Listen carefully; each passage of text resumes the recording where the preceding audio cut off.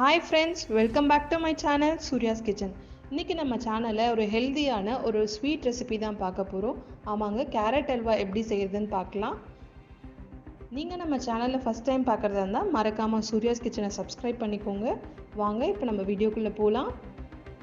So இப்போ ஒரு பேனில் 2 ஸ்பூன் அளவுக்கு நெய் ஆட் பண்ணிக்கலாம்.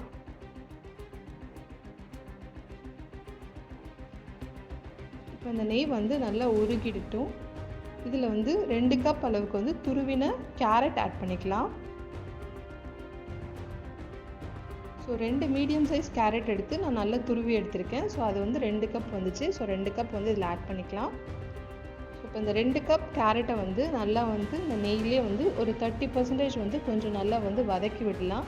மீடியம் ஃப்ளேமில் வச்சு ஒரு 5 மினிட்ஸ் நல்லாவே வதக்கிக்கலாம். அதை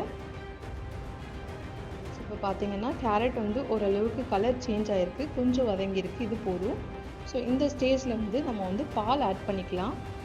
ஸோ எந்த கப்பில் கேரட் எடுத்தீங்களோ அந்த கப்பில் 1 கப் அளவுக்கு பால் எடுத்துக்கோங்க. பால் நீங்கள் காய்ச்சின பால் ஆட் பண்ணிக்கலாம், இல்லை காய்ச்சாமல் கூட ஆட் பண்ணிக்கலாம். ஸோ இப்போ இந்த பால்லே கேரட் நல்லா வெந்து வரணும் நமக்கு. ஸோ அதனால் இப்படி ஒரு 10 மினிட்ஸ் மீடியம் ஃப்ளேம்லேயே வச்சு நல்லா இது வேகட்டும். நடுவில் நீங்கள் நல்லா ஒரு கரண்டி வச்சு நல்லா கிண்டி விட்டுக்கோங்க, அடி பிடிக்காமல் இருக்கிற அளவுக்கு. ஸோ இந்த பால் அண்ட் கேரட் நல்லா வற்றி வரணும். கேரட்டும் அந்த 10 மினிட்ஸ்லேயே நமக்கு நல்லா குக் ஆகிடும். ஸோ மீடியம் ஃப்ளேமில் 10 மினிட்ஸ் வச்சு நம்ம வெயிட் பண்ணலாம், நல்லா கிளறி விட்டுட்டுருக்கலாம். ஸோ பார்த்தீங்கன்னா இன்னும் கொஞ்சம் வற்றணும். ஸோ இது மாதிரி நல்லா மிக்ஸ் பண்ணி விட்டுட்டுருங்க ஜென்டலாக. ஸோ இந்த ஸ்டேஜில் பார்த்தீங்கன்னா இப்போது அதில் பால்லாம் நமக்கு எதுவுமே இல்லை, நல்லா இறுகிடுச்சு. ஸோ இந்த ஸ்டேஜில் நம்ம சர்க்கரை ஆட் பண்ணிக்கலாம். சர்க்கரை 1/4 கப்புக்கு கொஞ்சம் கம்மியாக ஆட் பண்ணிக்கோங்க. ஸோ எந்த கப்பில் நீங்கள் கேரட் எடுத்தீங்களோ அந்த கப்பில் 1/4 கப்பு கொஞ்சம் கம்மியாக ஆட் பண்ணிக்கோங்க. உங்களுக்கு இதுவே சுகர் நிறையாவே தெரியும்.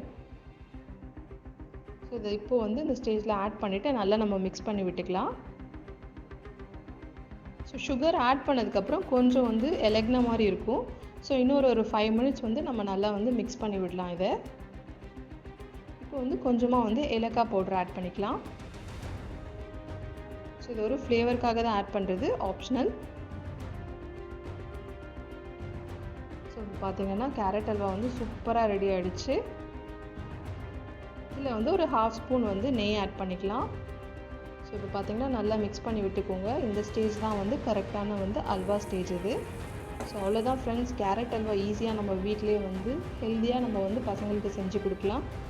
ஸோ இது நீங்கள் வீட்டில் ட்ரை பண்ணிவிட்டு மறக்காமல் கமெண்ட்ஸ் பண்ணுங்கள். தேங்க்ஸ் ஃபார் வாட்சிங்.